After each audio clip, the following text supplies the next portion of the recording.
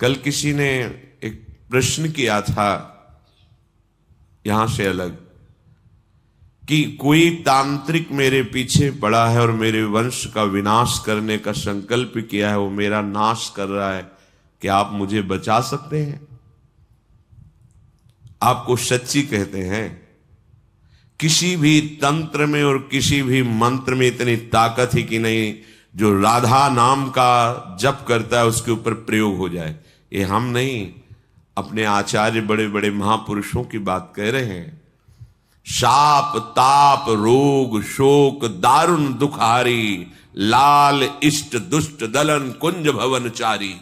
गोरे चरणार बिंद को आपने अपना आराध्य देव मान लिया है और राधा राधा राधा हम आपको अपने विश्वास और अपने हृदय और अपने आचार्यों की वाणी के अनुसार कहते हैं, किसी भी तंत्र का प्रयोग नहीं होगा। तंत्र का प्रयोग जानते हो कब होता है?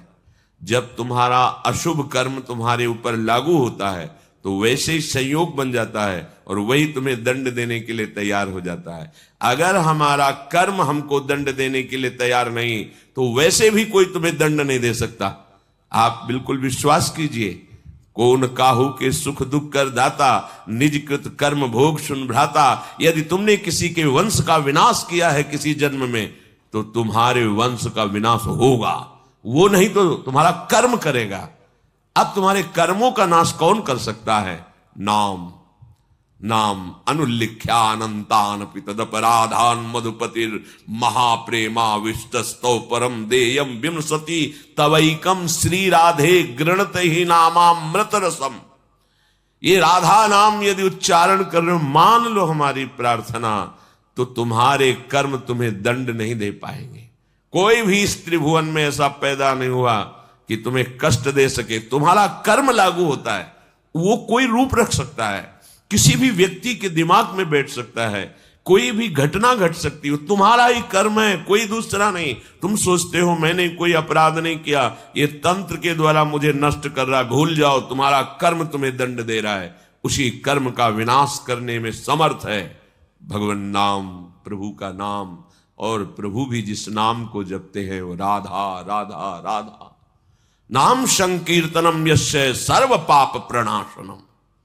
जिते विनायक शुभ अशुभ विघ्न करे नहीं कोई, विघ्न करे नहीं कोई, डरे कलिकाल कष्ट भय। जो आनंद पूर्वक प्रभु का नाम, प्रियाजू का नाम उच्चारण कर रहा है, जितने भी शुभ विनायक अशुभ विनायक सब भयभीत हो जाते हैं।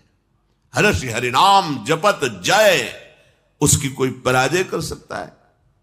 बड़े बड़े यक्ष पिशाच गंधर्व राक्षस सब थर्राते हैं। जिसकी जिह्वा पे नाम होता है भगवान उसके अधीन होते हैं, दिव्य शक्तियां उसकी आसपास रक्षा करती है।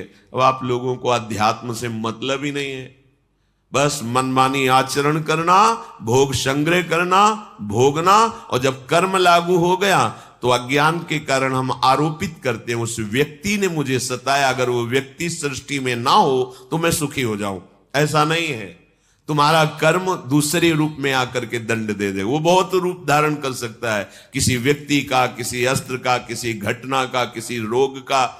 इसलिए आप हमारी प्रार्थना मानिए। पहले ये छोड़िए कि तुम्हें कोई कष्ट दे सकता है या दे रहा है, वो तुम्हारा कर्म ही है, किसी भी रूप में आ सकता है।